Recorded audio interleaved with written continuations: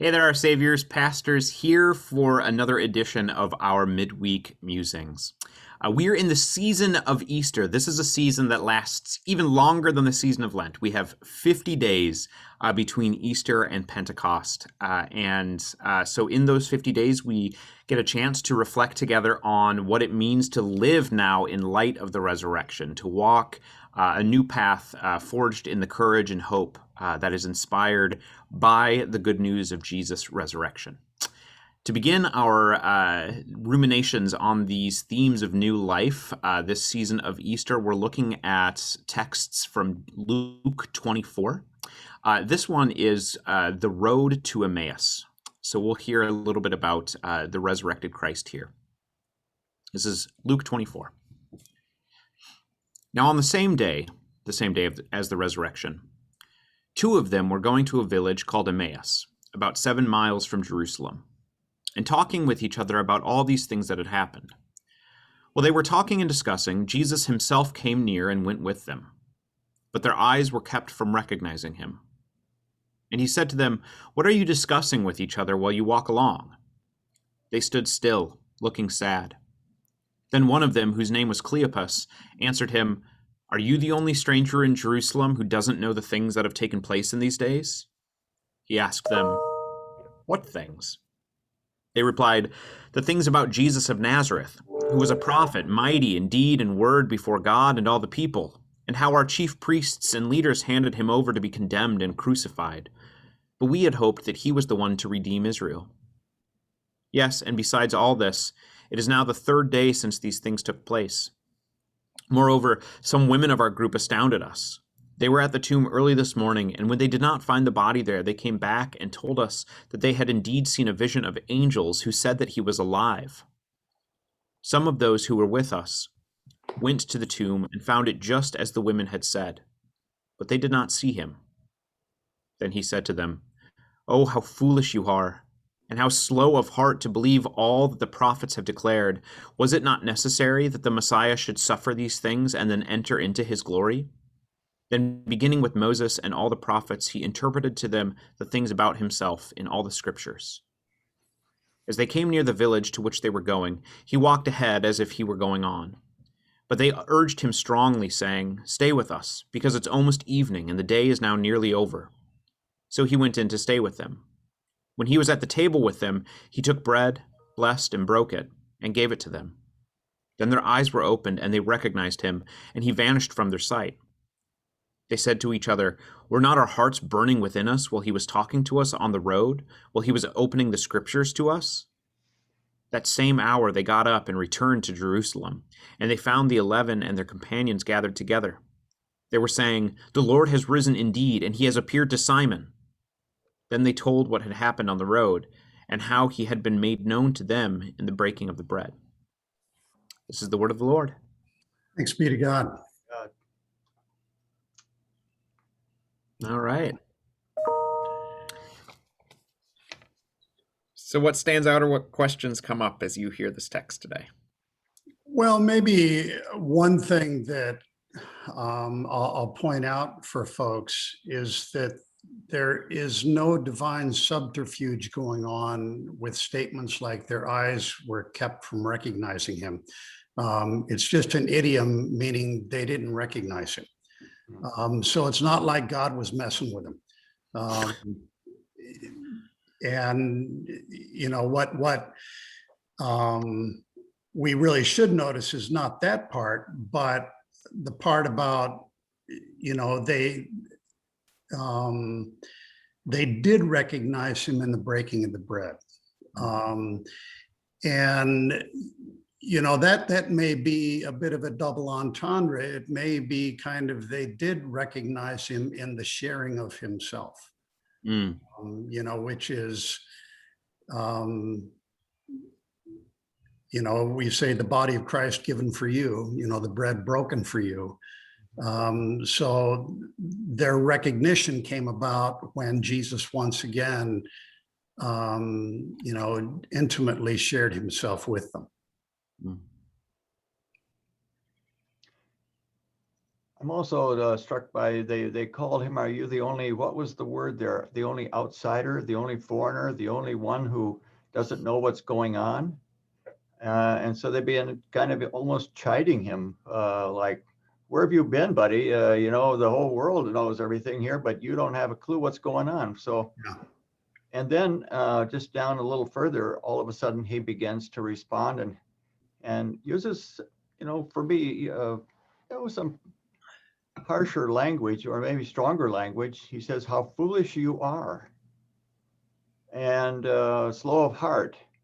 And he doesn't say, you know, look at me, touch me, remember me, but he remembers or has them recall what has been written down through the ages, that this was all foretold and it was all planned out. It was what the prophets had said all along, and this is now fulfillment of it.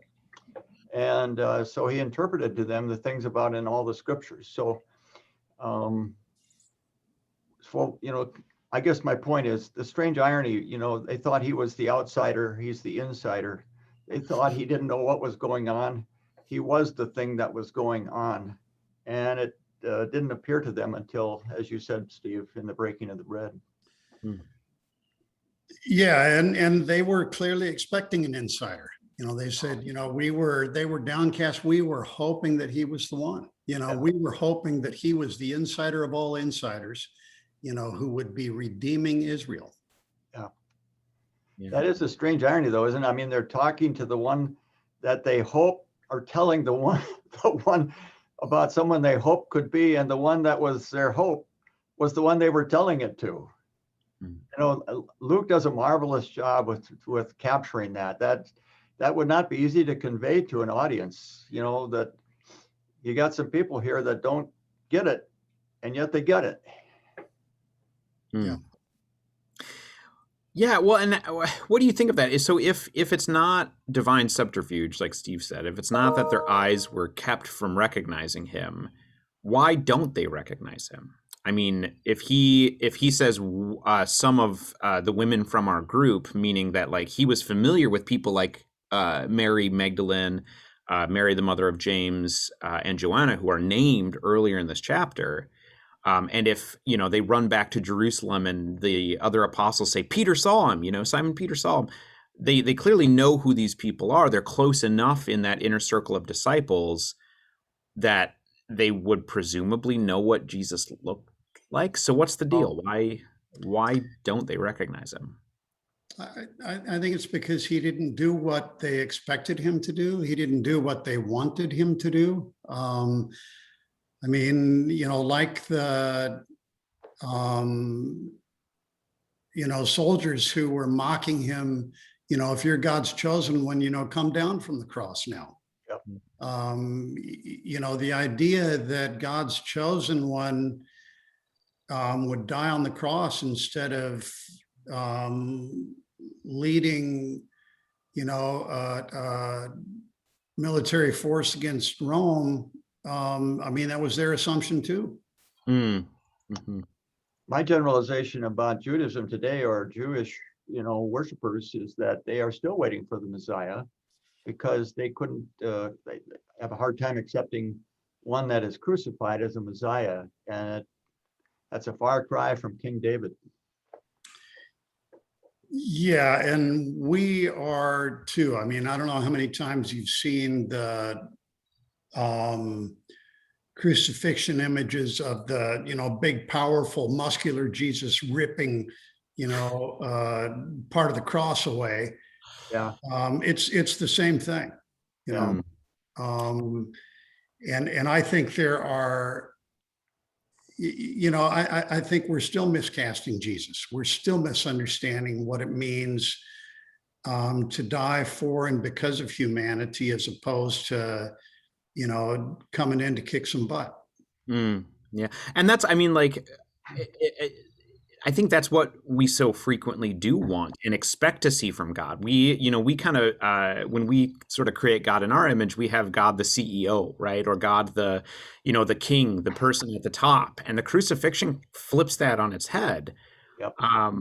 You know, that we want Jesus to be a winner, but The truth is as one of my favorite theologians, as Gerhard Forde said, Jesus is a loser and it's not something that we can reconcile, right? It's not something that we can just like say, when the resurrection occurs, just say like, psych, just kidding, right? Because he did actually lose. He did actually die. He was put to death by the powers that were against him. I wrote in But my pastoral column this morning about a place where I go and hang out and drink coffee. Had a sign right in front of kind of where you check in or check out. And it said, on April 4th, we will be closed in observation of Easter. And I was kind of struck by that word observation. I kept my mouth shut, but I was tempted to say, don't you mean observance? But I began to, split those words apart a little bit. And I think what we're talking about here is you can have an observation of Easter, you can look at it, but not see it. I think the observance of Easter would be to be drawn into that story and into the person of Christ and drawn into the died and risen Christ. And when you live in that story, rather than just kind of step back and observe it, I think there's a difference. And that's what I see happening here. I think along the road, there was just kind of an observation. They were looking at it from a few miles out. And all of a sudden in the breaking of the bread, there becomes an observance. I think they're drawn into the story about who this person of Christ is. yeah. And it's totally unexpected, right? I mean, they knew that Jesus had died, right? Like they knew that dead people don't come back, right? That Right. death wins in the end. And so it's totally unexpected. Craig, you said something earlier when we were talking about this passage, relating it to looking for things in your house that I thought was kind of an interesting analogy there. And it is the old nature within us, or within me especially. But if I'm looking for something and I ask Cindy, where is it? And she tells me where it is with great certainty in her voice. If I don't believe that that's where it is, because it couldn't possibly be there, I'll go looking there, but I won't see it until she comes and takes it out of the drawer and hands it to me and says, it's right there in front of you. And I think I've missed things like that numerous times, not with just screwdrivers, but with relationships with other people, kind of biases, prejudices, misinformation, half information, all those kind of things play into it, where I began to doubt that it could be actually the case.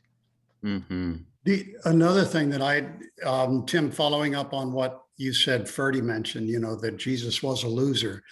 The other mistake that we make, and when Jesus said, well, the first shall be last and the last shall be first, then our interpretation of that is, also we need to get last in line.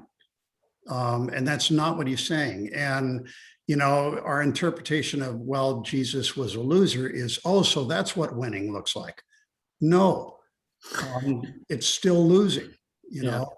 And, it's that, losing does not defeat God. It's not that losing is now all of a sudden our goal, because that's what it means to be righteous.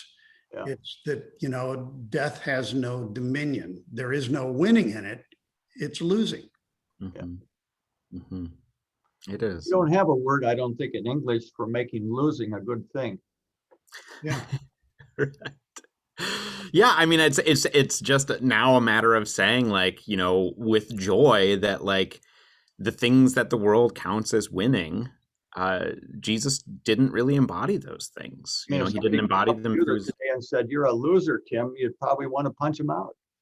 Yeah, right. And I spend so much of my life, even as a pastor, I spend so much of my life wanting to succeed in ways that are sort of in our culture, the ways that we consider winning. Like I work hard to make sure that, like, I'm financially stable, and I probably spend more of my energy thinking about the ways in which I can continue to be a winner in some way than I do about the gospel. And I think that's the sinful nature of my reality on a personal level. Yeah. I think talking about Jesus as a loser would be a great evangelical tool, because that's how most of us feel.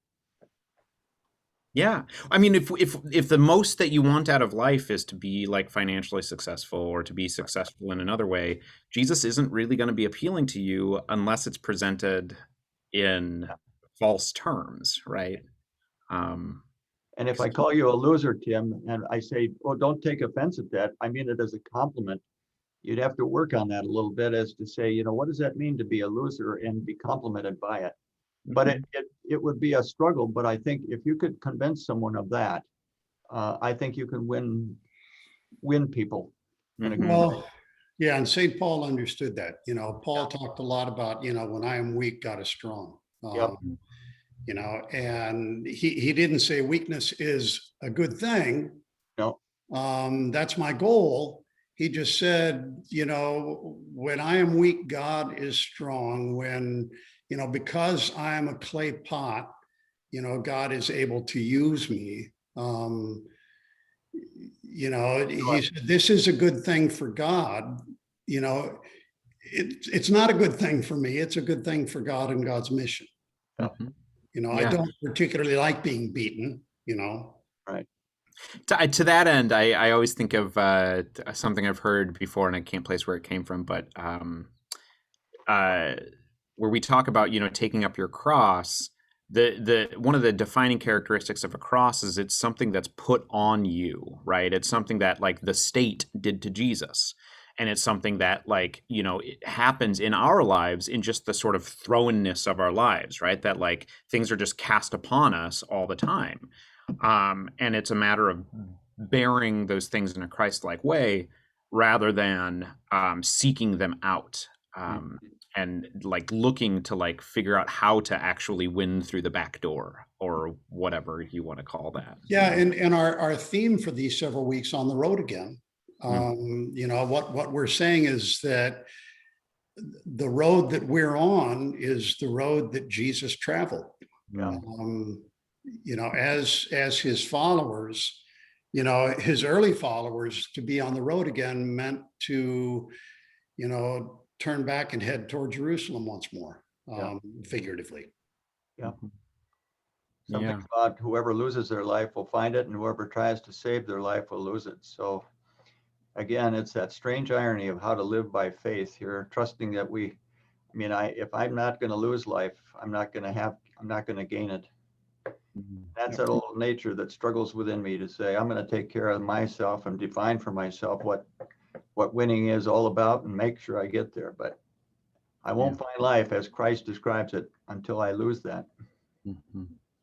And trusting also what we hear from this story is that, that as we walk along that journey, that we receive nourishment of Christ giving himself to us Yeah. and looking for that in ordinary things like bread, Yeah. right? I think Christ continues to meet us on the road. Yep. On Sunday, I even, when we invited people to come to the sacrament of Holy Communion, I said, come and see the risen Christ. Mm. And I hadn't planned on saying that. It just came out. And all of a sudden it struck me like, do you really believe that? Do you think the risen Christ is really right here with the bread and the wine? And dang, yeah, that's it. I guess it is. Sometimes the truth even comes out accidentally, right? Right. And then I have to convince myself that I believe what I said. Exactly. Beautiful. Well, I'm looking forward to continuing this conversation on Sunday, and we have a very exciting announcement at the end here. None of the three of us will be preaching. I don't know why I presented that as a very exciting announcement, but it is to me. You're a loser, Tim. You're a loser. That's right. We will be hearing from one of our young adults, Nick Foreman, who has been very active in Lutheran Campus Ministries at the University of Minnesota Twin Cities campus. So very excited to hear him bring the word to us at our services at 9 indoor and 11 o'clock outdoor this coming Sunday. All right, as we are on the road again. Bye now. Bye, everybody.